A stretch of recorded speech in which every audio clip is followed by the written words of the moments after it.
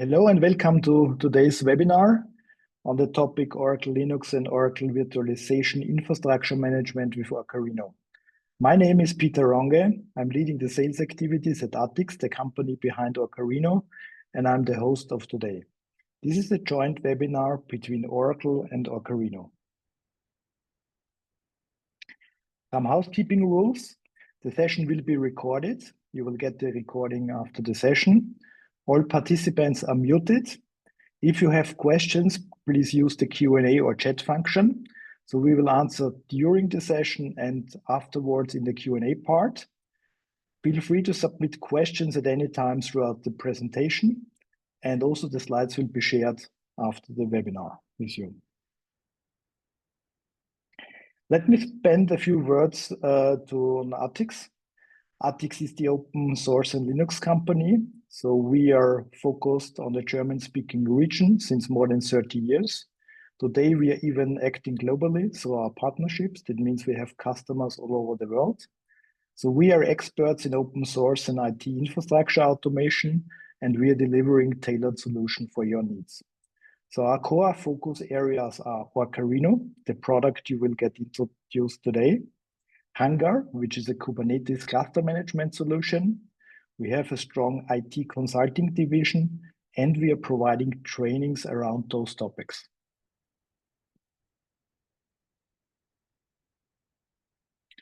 So the speakers of today, myself, as I said, I'm leading the sales at ATIX. With me, Jonas Trulstedt. He's leading one of our consulting divisions for orcharhino, so he will take care about the technical part. And I'm very happy that we have today John Priest with us, Director of Product Management of Oracle. With that, I want to hand over to John. Very good. And thank you, Peter. Thank you for the introduction. And thank you for the invitation to join you guys here today. A little bit about who I am and the team that I represent within Oracle. As Peter mentioned, I'm Director of Product Management for Oracle Linux and Virtualization. Many of you might know, but some of you may not know that we've got a very big open source product team within Oracle. So you might be familiar with Oracle Database, Oracle Applications, Oracle Cloud Infrastructure, all very important to Oracle, but equally important is Oracle Linux, and it matches very well with what Peter just shared with you about Linux and open source, because that's what our product team does here. Oracle has been delivering our version of Linux, which is Oracle Linux, for 20 years now. And it's an open source project, and we make it open from a delivery perspective, whether it's the binaries that you utilize or the source code. We're freely open. And it's compatible with Red Hat Enterprise Linux, so application binary compatible. And we know the code, we work with the code, but we also ensure that we've got that compatibility there.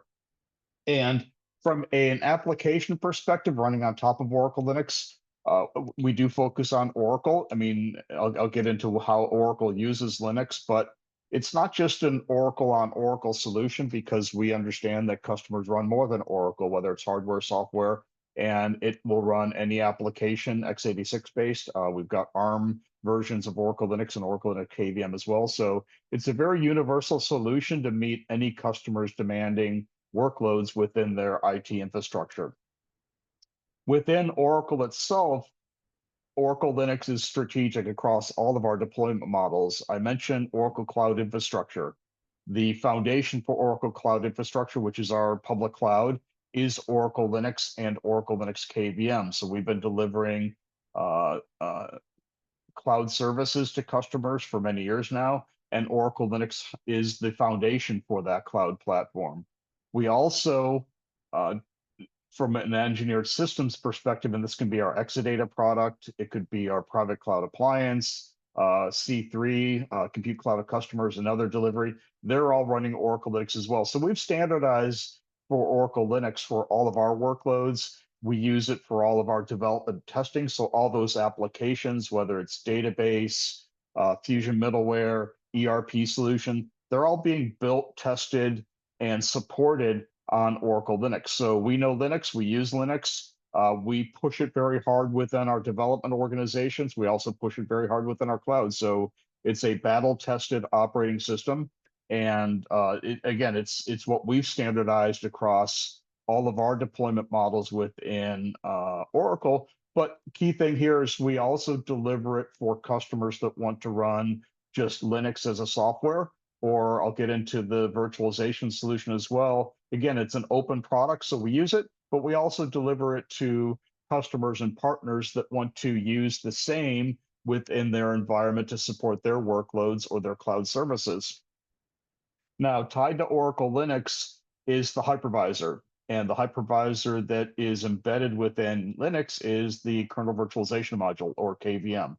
And again, this is something that we've been delivering for many years now, 15 plus years, this hypervisor. We've standardized KVM as the hypervisor across all the platforms that I mentioned earlier, whether it's the internal platforms, whether it's the engineer systems, or focus that I really work on is delivering KVM as a software solution for customers to run on their own hardware within their own data center to support their own applications. So why do we do this? Because we think that KVM is a high-performing, scalable hypervisor. We use it within our cloud. We've, like I said earlier, it's battle tested within Oracle. We've got tens of thousands of hours of runtime on a regular basis for this hypervisor.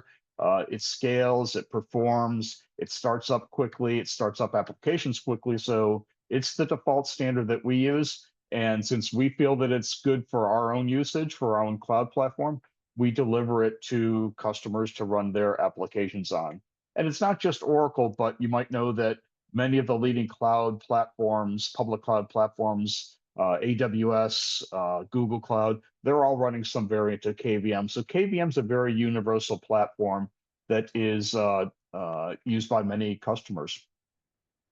So from a software delivery perspective, what we do in addition to the KVM hypervisor is we deliver a management platform. So customers that want to run on-premise virtualization within their own data center, they can use our Oracle Linux KVM, which is the second bullet there, which is the compute hypervisor. And again, we've been delivering this for many years now. The layer that we add on top of that from a management perspective for on-premise usage is our Oracle Linux Virtualization Manager. This is also based on another open source project called the Overt project, which is a living community that we're participating in, we're contributing towards to make it a better community. As we do with all the open source projects that we work on, it's not just a usage that we've got, we contribute back to the community because we want the communities to continue to operate and thrive and be better for the overall user base that's out there.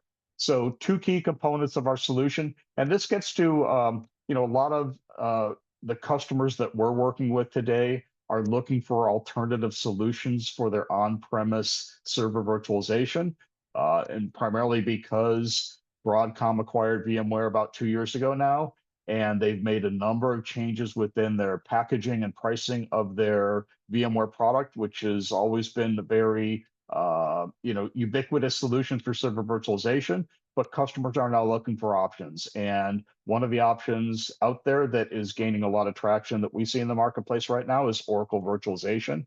And again, it's the three key components that you see here. It's the management platform to replace your vCenter. It's the Oracle Linux KVM hypervisor to replace your ESXi that's being used in the field. And we've also got a VirtIO driver, again, another open source piece that we deliver to support Windows workloads for the applications that you want to run their Windows Server, Windows Desktop base. So we deliver this Windows driver that is signed and certified by Microsoft to make sure that you will get the optimum performance, but also get the support from Microsoft in the event that there's a problem.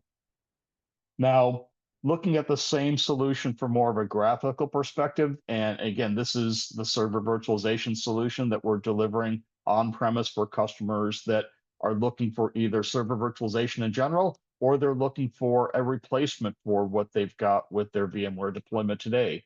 And you can see here that on the left-hand side is that management platform.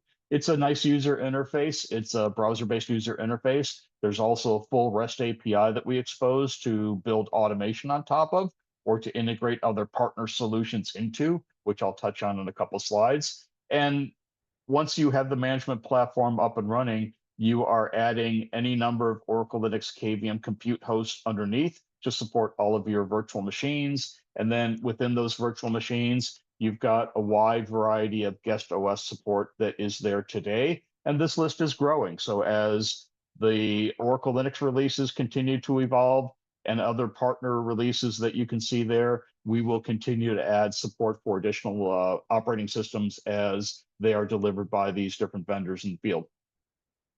I talked about the management platform. This is our graphical user interface that you can see here. This is our main administration dashboard.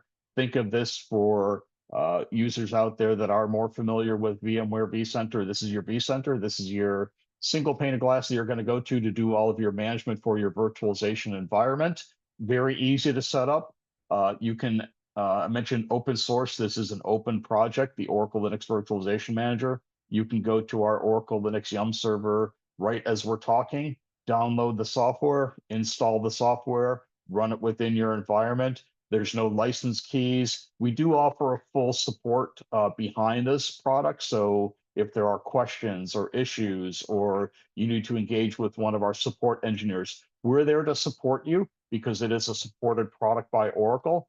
But you can run it today within your environment, get up and running and see how it will support your needs. In this particular screenshot that you see here, you can see that I've got 752 Oracle Linux KVM hosts that are added to this environment. So this particular user interface, this particular admin dashboard is managing 752 KVM hosts with 13,000 virtual machines. So you can see that it does scale very nicely, and it can handle these large workloads and large environments, in addition to customers that might only need 5, 10 Oracle Linux KVM hosts to support their needs. It scales up and down.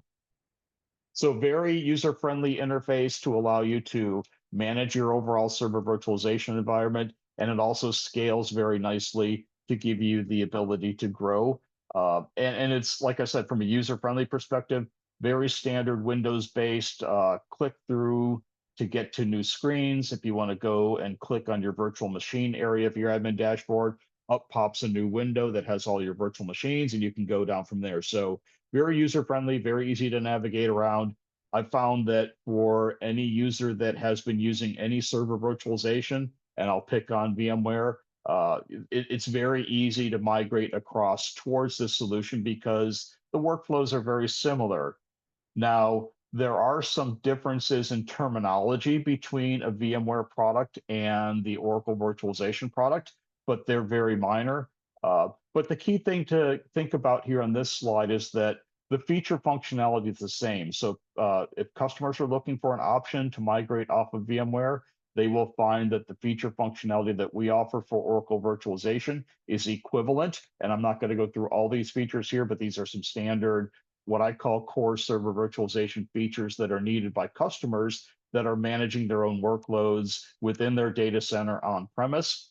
Some names might change as you move from VMware into Oracle virtualization. A couple of examples are if you're using vMotion to live migrate your virtual machines across from one host to another host, it would be a live migration within Oracle virtualization. So same functionality, same feature, just a different name. Similarly, if you're using dynamic resource scheduling or DRS within VMware, we call it scheduling policies. It does the same thing for you, though. It uses policies, and you can set thresholds about the number of virtual machines that you want to have on a host, or you can set thresholds for server virtualization utilization, and it could be CPU utilization or memory utilization, and it'll use live migration to level load virtual machines across clusters within your environment. So same exact feature functionality, just a different name. And like I said, when I work with customers that are looking to migrate off and working with the operations teams, they need to kind of relearn the words, but the workflows and the features are the same between the products. Now, I talked about equivalent capability here on the left-hand side.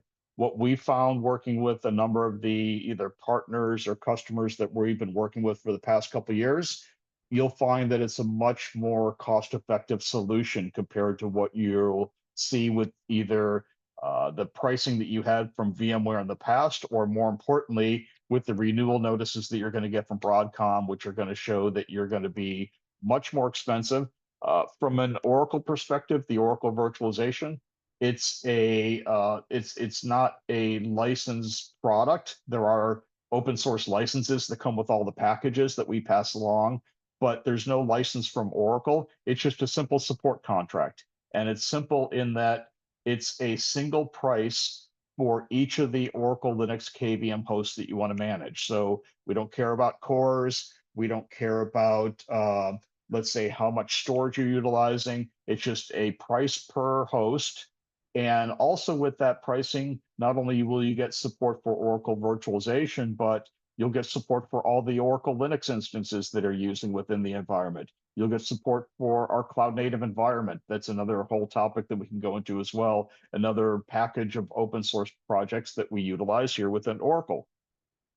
The other thing, though, that is that we know that to move between server virtualization technologies, you will need to move virtual machines from A to B. We've got those tools. We've got either tools that can be used as an open source project that we deliver as a bundled solution within Oracle Server Virtualization. We've got our own migration services that we can run from Oracle Cloud. And then we've got a number of partners that we work with as well that have the migration services to help move you from today's environment in, let's say, VMware vSphere into Oracle Server Virtualization. Now, the last thing, and this goes really to the open nature of the business that we have here from an Oracle Linux and Oracle virtualization perspective. We've got open products. Like I said, they're free to download, free to use, even back through the source code. If you want to take our source code and start modifying it and utilizing it, you can do so. But openness also gets to the code and the APIs and all the interfaces that we expose also. So because we're open, we document the interfaces that we support, and many partners that we've worked with over the years have built integrations with either Oracle Linux or Oracle virtualization to get additional functionality above and beyond what we deliver from that core server virtualization. And some of the examples that we work with from a partner perspective are listed on the page here, but these are backup and restore vendors that are doing backups of your virtual machines through that REST API that I talked about earlier. So a centralized backup point that you can utilize to back up your virtual machines. These partners are the Veritases, the Veeams, the Commvaults, the main players, what I consider the best backup vendors that work within the overall ecosystem that we tie into. They've built in integration. They have built integrations into Oracle virtualization because it's open and because we work with those vendors. We focus on the core server virtualization. We work with partners that have the expertise in other areas. And as you go down the list here, whether it's backup and restore or virtual storage area networking, configuration management partners such as Morpheus that does configuration management. I could go down to the migrations partners like Rackware and Cloudbase, and there's a whole number of other customer or partners that we've worked with to build integrations because those are really kind of their focal area. When it gets to IT lifecycle management, we work with the partners such as orcharhino here today. So we've got the open platform, and whether it's Oracle Linux or virtualization, they are the experts for that domain, that kind of focal area, and we rely on their expertise to handle lifecycle management. So with that, I'm going to hand it back off to Jonas and give you a chance to talk a little bit about what orcharhino does from a lifecycle management and the enterprise server virtualization perspective. So off to you. Thank you, John. So then let me welcome you as well. And let's start where John left off. Basically, we had heard about the Oracle virtualization now. And if you start with some virtualization, you also need to think about how do you manage your virtualized server infrastructure. And around all that virtualization parts, you have to take care about different steps in the life cycle of your virtual machines. It starts usually with the deployment of new machines, It's the configuration of your machines, and you need to update and patch them, and you need to monitor them. You have to redeploy them or to deploy new ones. And basically, this is the part where orcharhino comes into the game. So if you compare what areas the orcharhino covers as an lifecycle management tool or orchestration tool, it's the provisioning management, the configuration management, the content management, the patch management, the security management, and the compliance management. So it's close to what we see on the left side with deploy, configure, update, patch, and monitor. And with all those 6 pillars, the orcharhino is the base for a good orchestrated infrastructure. And now let's have a look at all the pillars. The first one is the provisioning management. So the first thing you want to have is the deployment of new machines. And there are different ways to deploy new machines. It might be a network-based installation method, a cloud or image-based installation, or even now with bootable containers, a container-based mechanism. And the orcharhino can connect to different hypervisors, for example, the Oracle Linux Virtualization Manager over the API, and can create new virtual machines and provision the operating system there.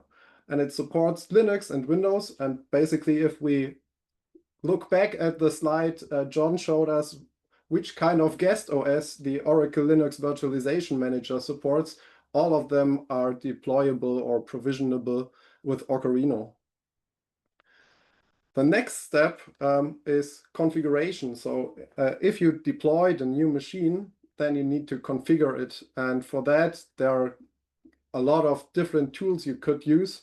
And in orcharhino, there's the possibility to use that integration for Ansible, for Puppet, for SaltStack, or even for OpenVox.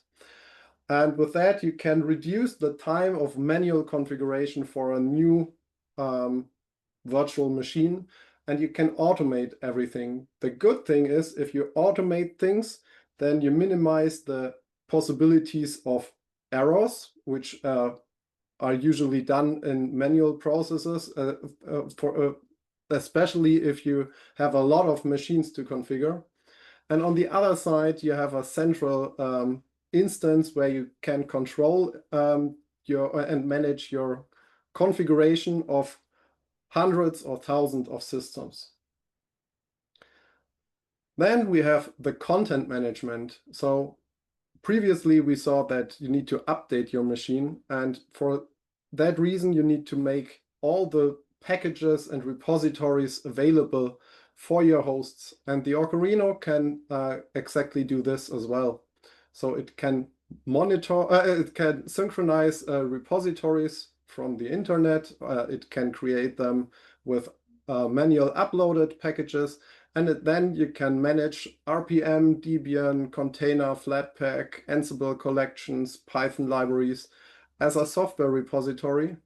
And you can freeze them, filter them, and make sure that you have the possibility to make them available in different environments and even with different versions in different environments, so that you can implement a staging mechanism to make to have quality control over all your repositories and the packages you provide to your systems. And with that, you can make all those updates available to all your systems, but with a control which packages and which package versions are available in which environment. Which leads to the next topic, the patch management. The patch management is really important to react to security vulnerabilities, to reduce the potential for attack. So you need a mechanism where you can see what is installed on my systems. I want to have the information what kind of updates are available for my systems and which of them are security relevant. So basically the information, are there any CVEs affecting my systems and do I have the patches in place? And basically click on a button to install those patches on one system, on all systems, on one whole environment, so that together with all the staging possibilities and the control over packages, you still have the possibility also to react to those security features or those security patches to efficiently manage at which time you patch your environment. And this leads also to the security and compliance management, which was previously that monitor part. You need an overview where you have the information, what kind of patches are available, which of them are security relevant, how can I patch those things, and I also want to have an overview on the compliance of my machines. Are they configured like they should be? Are they hardened for all the tasks they have to do? And on the other side, if you have like multiple systems and you have something like support subscriptions, you maybe also want to count which of your machines are using which software so that you have subscription tracking in place. With all those pillars, you have everything you need for infrastructure management. So the orcharhino can orchestrate those systems for Linux machines, for Windows. It works for servers, for workstations, for edge devices. It works for physical machines, for virtual machines or cloud instances. And you can manage systems on premises, in the cloud, or even hybrid systems. And it also supports management of systems of different architecture. So even PowerPC and ARM architecture is covered. While having all those topics in place, the big advantage of orcharhino is the vendor independence. So we do not focus on just a single operating system we support or one single hypervisor. We want to keep that open. So it works, for example, with Debian or with Oracle Linux. It works with different hypervisors. So KVM is supported, but you can also use the Oracle Linux Virtualization Manager, or you can use it with VMware. And since we heard before that people are considering maybe moving away from VMware, we also have a good use case for orcharhino there. Because if you have your hypervisor and you manage all your systems with the orcharhino, even if you change your hypervisor, you can use it to simply maintain the way of your machines with a second hypervisor during migration. It could help you to redeploy machines if you cannot simply migrate them. And with that, it can help you to change your hypervisor, for example, switching from VMware to the Oracle Linux Virtualization Manager, without changing the whole management stack for your virtual machines. So your provisioning workflows are the same, your patching and updating workflows stay the same, your configuration management is the same, and also the behavior, how you manage your machines inside the orcharhino stays the same. Only the API, which is contacted in the background for the hypervisor, will change. And with that, it can help you even to switch your hypervisor. On the other side, there is a second use case if you want to migrate your operating systems. As the orcharhino supports even mixed environments, you can have like a mixed setup of different operating systems. For example, you have some Ubuntu machines and then some enterprise Linux machines, and enterprise Linux could be a Red Hat, could be Alma Linux, could be Rocky Linux, could be Oracle Linux. But maybe for some reason you decide, I want to switch my enterprise Linux now, and then the orcharhino can help you to convert your enterprise Linux into another, for example, moving from Red Hat to Oracle Linux. And with that, you can simply, with automation, convert your whole infrastructure, all your enterprise Linux systems, into another, for example, to Oracle Linux. And with that, you have the possibility to switch to new operating systems or without changing your management stack, or to change your orchestration. So with that, you have the advantage that you have one central piece in your infrastructure where you can automate all your things and you can manage them. For example, you have one orcharhino and a central part. It connects to the Oracle Linux Virtualization Manager and it manages all your Oracle Linux systems and maybe some others as well. But then you also need to connect it with existing services. And even this is possible with the orcharhino. So you connect it to the internet so that you can synchronize all your repositories. You can manage other locations with orcharhino proxies. The orcharhino can manage your DHCP, DNS server. It can connect to your identity management so that all those systems are connected, and the orcharhino is still one of the core pieces to set up new machines, to configure them, and to manage them. And there are also different possibilities to interact with the orcharhino. So it has a UI, it has a command line interface, and it has a REST API. And with that REST API, you could also build a self-service portal in front of, so that your system administrators do not have to deploy every machine, but the users can deploy them by themselves. Or you can use some infrastructure as code with pipelines, CI/CD tools to manage your whole infrastructure, to deploy new machines, to patch them, to make updates available on your systems. And with that, you have a lot of advantages of using the orcharhino. For one thing is you have one central tool where you have a lot of functionality inside, which will automate things, and with that, reduce your administrative costs. Since everything is automated, you can avoid errors through that automation. You have one overview, so it's simple and clear how your system is configured. Since the whole provisioning and configuration management is one workflow, which is works like hand in hand, it's significantly faster to set up new machines. And since you have an overview of all those open patches on security relevant updates, you can increase your system stability and your security. And the other thing why you should use the orcharhino is that we can offer you a lot of things. We offer you the vendor independence. We offer you consulting and engineering, so we can adapt the orcharhino and we can help you to set it up. We have years of experience with that. We offer training and support as well, and we are highly flexible. And with that, the enterprise virtualization of Oracle and orcharhino work very well together. With that, you can easily deploy new machines, you can configure them, patch them, and even migrate from one infrastructure to the other. For example, migrate from Red Hat to Oracle if you want to, or from VMware to the Oracle Virtualization Manager.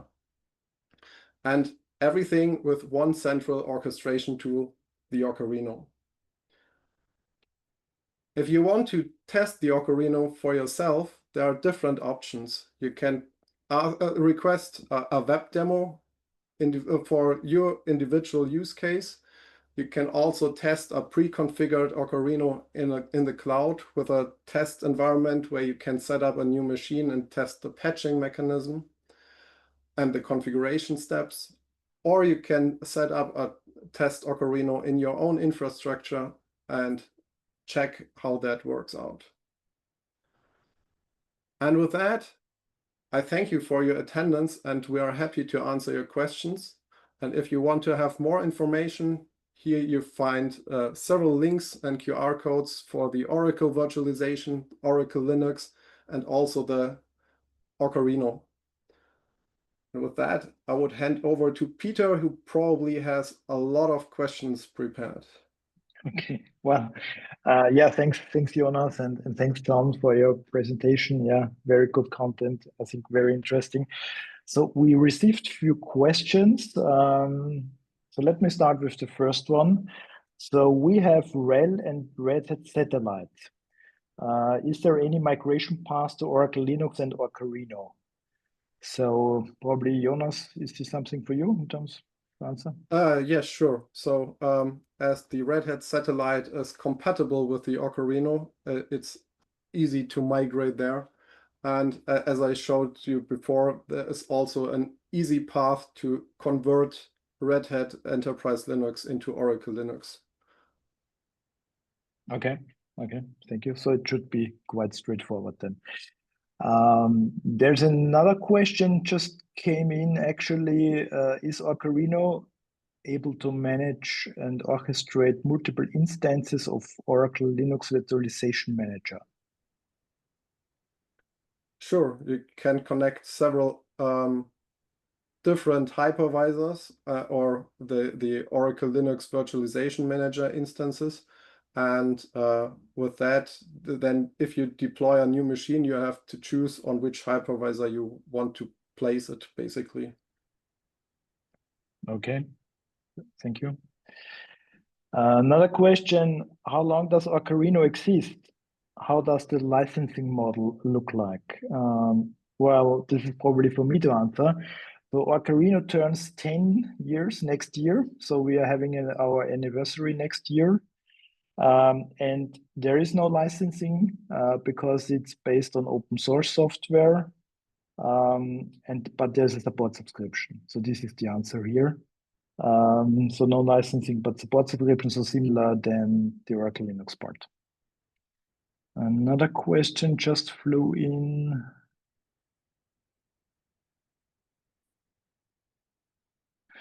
Okay. What will be the escalation structure for support be like for customers? So this is probably for both parties, Oracle and us. John, do you want to answer? Yeah, thanks, Peter. I'll jump in. So just a couple things, though.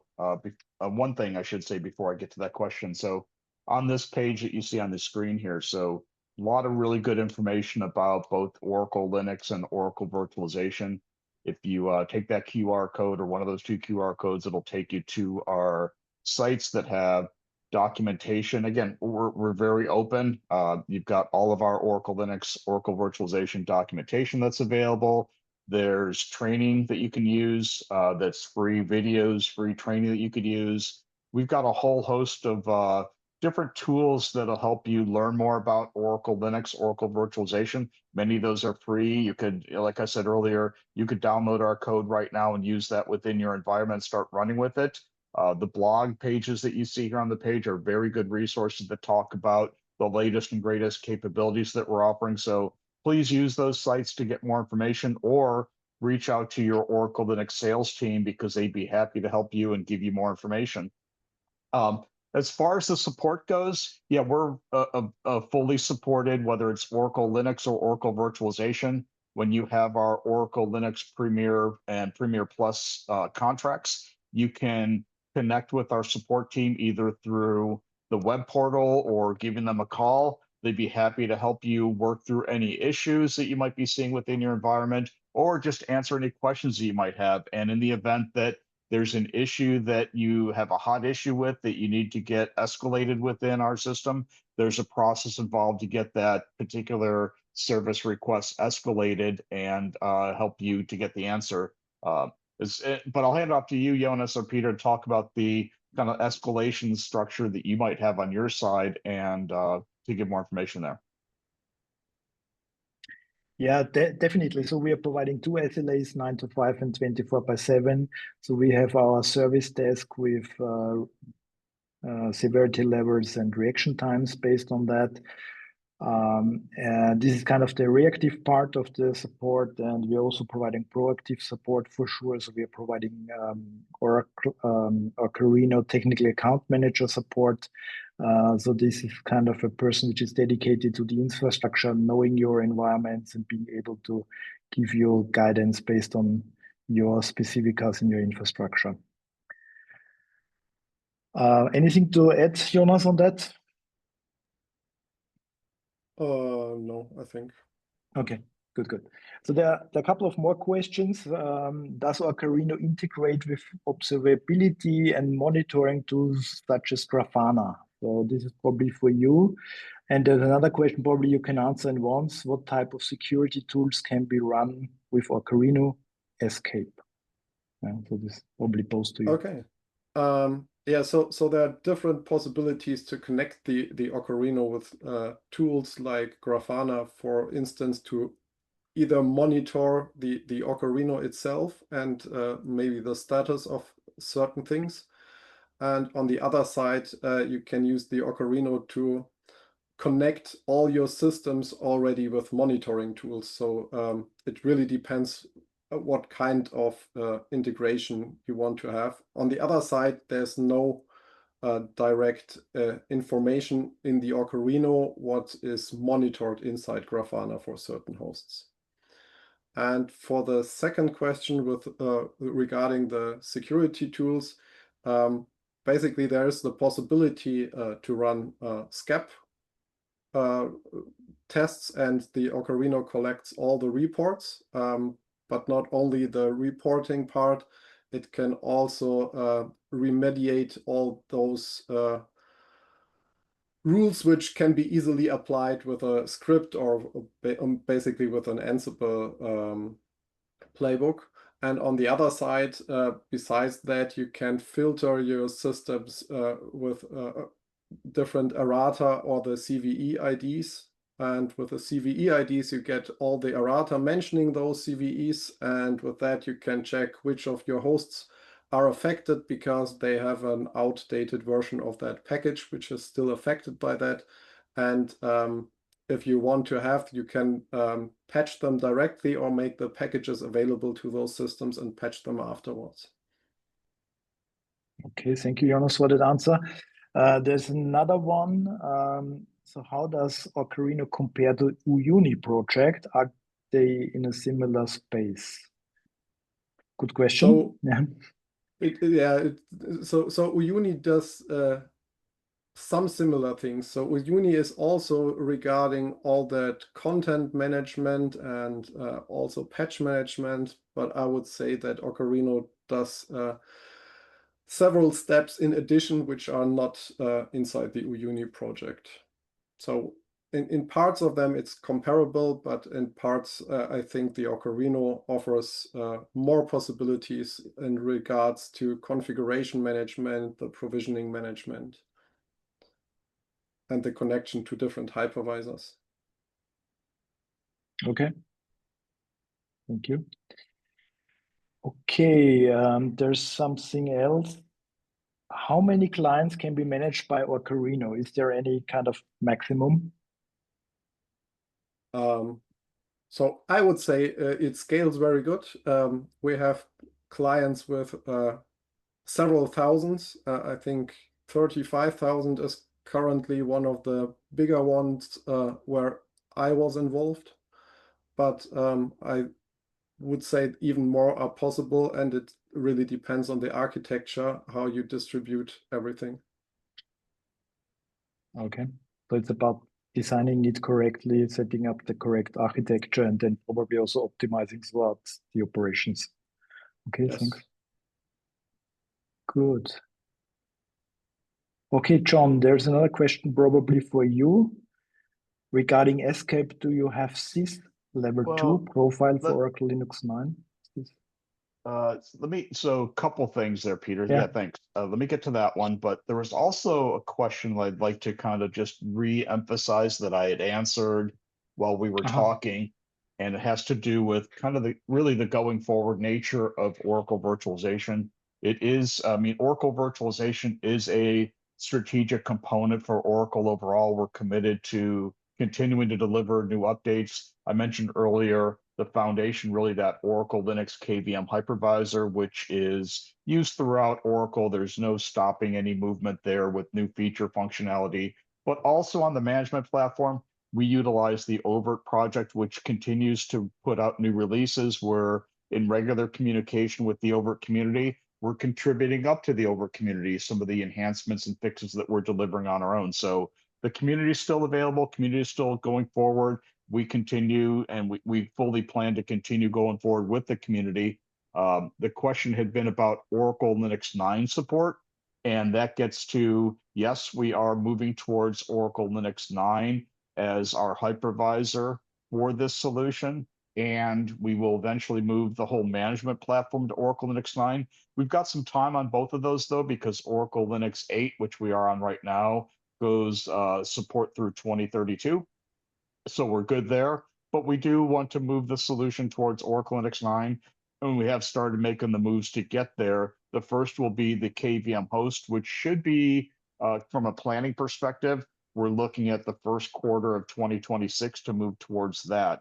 So yes, we are moving forward. Yes, we do have plans to continue to add new functionality. It's not just about fixing bugs and delivering fixes, but it's also about delivering new feature functionality. As far as the SCAP goes, I see the question about CIS level 2. I'd have to look into that one for Oracle Linux 9. I don't have an answer right here, so I'd have to kind of take that one offline and get the answer back to that. Something I don't have kind of right at my fingertips right now. Okay, thank you, John. Meanwhile, we received another question. So the question is orcharhino a SaaS offering, or is it provided on premises or used or installed on premises? Jones, this is probably for you. Yeah, so orcharhino is not a SaaS offering. Orcharhino is on premises, so you install it on your machine, but that machine could be in the cloud, could be in your own data center, and it could be even completely air-gapped. So it's up to you. Okay. Following that, there's another question about which versions are supported from Oracle Linux within orcharhino. Probably if you could cover that as well. So for Oracle Linux, it basically is Oracle Linux 7 to 10. All of those versions are supported and can be managed with the orcharhino. Okay, thank you. Yeah, and let me jump in here also, Peter, because I see one of my experts on the host on the attendee side kind of gave me the information there about, and you can see in the Q&A window about the support that we do have for Oracle Linux 9 for SCAP. And just to reinforce, security is very important to both Oracle Linux and Oracle Virtualization. It's delivering those CVE patches that we need to deliver. We're part of the upstream communities, and in many cases, we know about particular vulnerabilities before we can even push them out to the customer base, because we're fixing them before they even get lifted from an embargo perspective. But also things like STIG profiles and federal information processing standards and common criteria. We go through those both compliance evaluations and certifications for each of the releases, and we've got a history of that. Oracle Linux 7 to 8 to 9, we'll be working on that for 10. But yes, security is very important. Working with those agencies to make sure that we've got the compliance and certification is out there, and it's public information that you can go to. The links that the QR code for Oracle Linux here, go there and you'll see a lot of the security information right there about what we offer and how we remain compliant and deliver compliant versions of Oracle Linux as we go forward. Yeah, so John, I have posted the links in the chat that everybody can see them and copy them right away. Perfect. Thank you, Peter. Okay, there was another question. Is the training available for administrating and deploying orcharhino? Yes, for sure. There is a training course available. So this is a 3 days training to my knowledge. Yeah. Yes, and it focuses mainly on administering all the different environments and all the functionalities.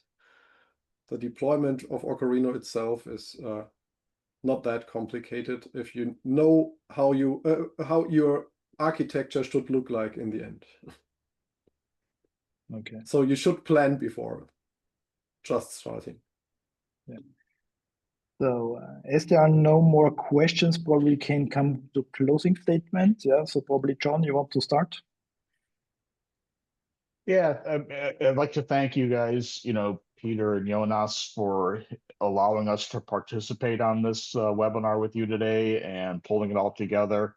I thought it was a very good discussion, and it's getting to the partnership that we have and giving customers choice. I'm all about offering up choice on server virtualization, the different operating systems that we support there. We're not picking one particular operating system. We make them available because ultimately it's up to the end customer to make that decision on what they want to run with in their environment, what operating systems, what applications, but also what, you know, tool set that they want to use. And we work with partners such as orcharhino and make sure that we've got the integration available.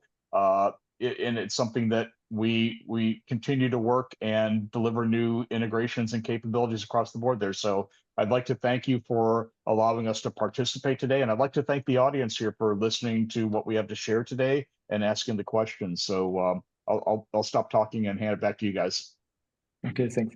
Jonas, closing statement from your end. So I keep it short. I will agree. Thank you for your participation and all the questions. Okay. Yeah, also from my end, short closing. Yeah, thanks, John, for being with us today, for your insights about the virtualization part. I think definitely Oracle Linux and virtualization combined with orcharhino, this is really a strong offering, a strong partner offering. Yeah, so we have already also joined customers, yeah, and we are not teaming up since yesterday. So our partnership goes back almost 8 years, which is also quite a strong track record in that area. With that, I want to close the webinar. Thanks for your participation, and I hope I see you soon in one of our sessions, or if you have individual questions, reach out to us or to Oracle regarding that, and we are happy to help you with that. Okay, thank you very much from my end. Have a nice evening. Bye-bye. Cheers. Thank you.